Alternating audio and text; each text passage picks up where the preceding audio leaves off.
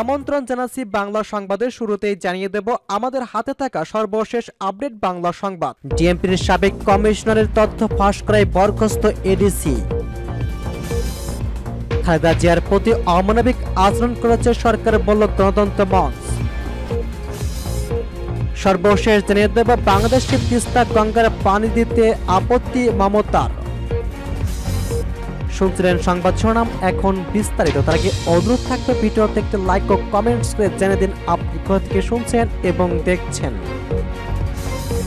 ডিএমপির সাবেক কমিশনারের তথ্য ফাঁস করায় বরখাস্ত এডিসি। ঢাকা মহানগর পুলিশের সাবেক কমিশনার আসাদুজ্জামান মিয়ার ব্যক্তিগত তথ্য ফাঁস করার অভিযোগে গাজীপুর মহানগর পুলিশের অতিরিক্ত উপ পুলিশ কমিশনার জিসানুল হককে সাময়িক বরখাস্ত করা হয়েছে। গত 23 জুন স্বরাষ্ট্র মন্ত্রণালয়ের জননিরাপত্তা বিভাগ থেকে প্রকাশিত এক প্রজ্ঞাপনে এ তথ্য জানিয়েছে।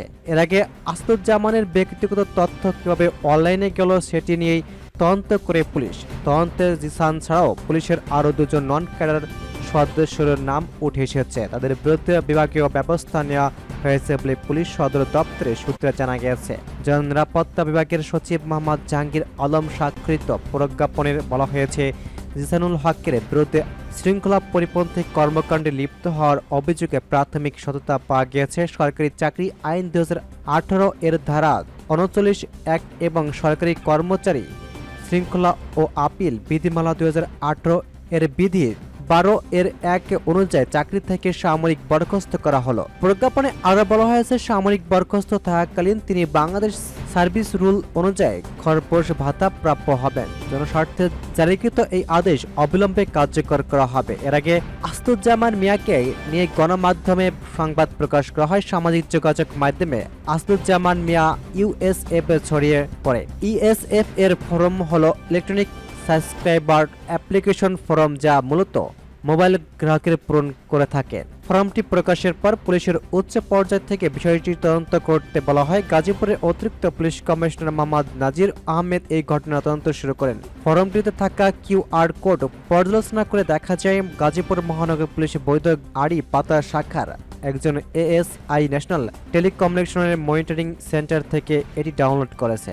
তদন্তে বেরিয়ে আসে গাজীপুর মহানগর পুলিশের অতিরিক্ত উপ কমিশনার পদে এক কর্মকর্তা গত 12 ফেব্রুয়ারি আসাদুজ্জামানের মোবাইলে ফোনে তথ্য চেয়ে বৈধ আড়ি পাতা শাখার এএসআইকে হোয়াটসঅ্যাপে বার্তা দেয়। সেই বার্তার ভিত্তিতে তিনি অন্য একজন এএসআইকে সেটা ডাউনলোড করতে পারেন। পরে 13 ফেব্রুয়ারি সেটা কর্মকর্তাকে দেওয়া হয়। তদন্ত দেখা যায় অনলাইনে প্রকাশিত ফর্মটি হুবহু সেই ফর্ম। গত 19 জুন তদন্ত শেষে পুলিশ সদর দপ্তর স্বরাষ্ট্র মন্ত্রণালয়ের জননিরাপত্তা বিভাগকে সামরিক বরখাস্ত করাসহ বিভাগীয় ব্যবস্থা নিতে চিঠিতে বলা হয়, জিসানুল হকের এই কাজ সন্দেহজনক, বেআইনিভাবে কোনো তৃতীয় পক্ষকে সরবরাহ বা সরকারি কাজে বহির্ভূত ভিন্ন কোনো উদ্দেশ্যে ব্যবহার করা হয়েছে।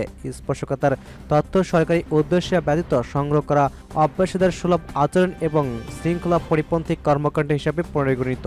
পুলিশ সদর দপ্তরে এই চিঠির পরিপ্রেক্ষিতে রোববার জিসানুল হককে সামরিক বরখাস্তের প্রজ্ঞাপন জারি করে জননিরাপত্তা বিভাগ। বাংলাদেশকে তিস্তা গঙ্গার পানি দিতে আপত্তি মমতার।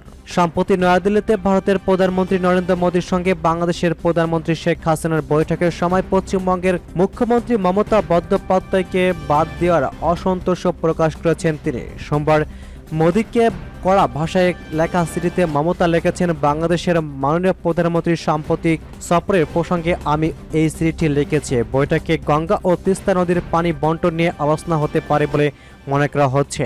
রাজ্য সরকারের মমতা ছাড়া এই ধরনের একতরফা আলাপ আলোচনা গ্রহণযোগ্য নয়, কাম্য নয়। মমতা বাংলাদেশের সঙ্গে পশ্চিমবঙ্গের সম্পর্কে গুরুত্বের ওপর জোর দিয়ে বলেছেন, ভৌগোলিক, সাংস্কৃতিক ও অর্থনৈতিকভাবে বাংলাদেশের সঙ্গে আমাদের খুব ঘনিষ্ঠ সম্পর্ক রয়েছে। আমি বাংলাদেশের মানুষকে ভালোবাসি এবং শ্রদ্ধা করি, সবসময় তাদের মঙ্গল কামনা করি। পশ্চিমবঙ্গ অতীতে বেশ কয়েকটি ইস্যুতে বাংলাদেশকে সহযোগিতা করেছে। মমতা ভারত বাংলাদেশ ছিটমহল বিনিময়, ভারত বাংলাদেশের রেললাইন এবং বাস সার্ভিস বিনিময় সহ বেশ কয়েকটি সফল সহযোগিতার কথা তুলে ধরেছেন। তবে তিনি পানি সম্পদের গুরুত্ব তুলে ধরে বলেছেন, পানি খুবই মূল্যবান এবং এটি মানুষের জীবন রেখা। এমন একটি স্পর্শকাতর ইস্যুতে আমরা আপোষ করতে পারি না, যা জনগণের ওপর মারাত্মক ও বিরূপ প্রভাব ফেলে। এই ধরনের চুক্তির প্রভাবে সবচেয়ে বেশি ক্ষতিগ্রস্ত হবে পশ্চিমবঙ্গের মানুষ।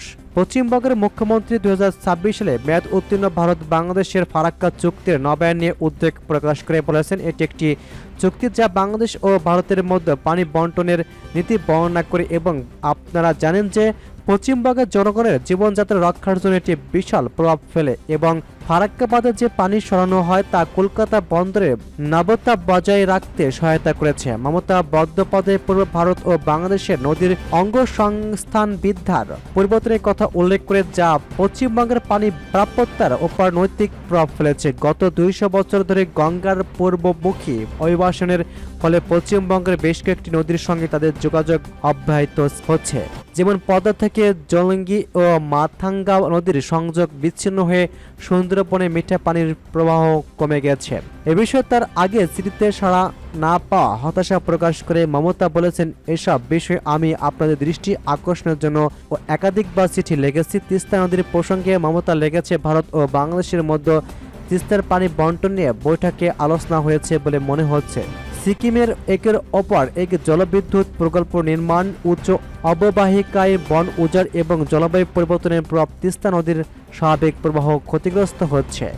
বাংলাদেশের তিস্তা পুনরুদ্ধারে ভারত সরকারের দ্বিপক্ষীয় সহযোগিতার প্রস্তাবের সমালোচনা করে মমতা ভারতের অংশে তিস্তা পুনরুদ্ধারে জলবিদ্যুৎ মন্ত্রণালয়ের সুনির্দিষ্ট পদক্ষেপের অভাবে কথা উল্লেখ করেন। মমতা বলেছেন, আমি অবাক হয়েছি যে জলবিদ্যুৎ মন্ত্রণালয় নদীটিকে তার আসল রূপ এবং ভারতীয় অংশে নদীর অংশ পুনরুদ্ধারের জন্য কোনো দৃঢ় পদক্ষেপ হয়নি।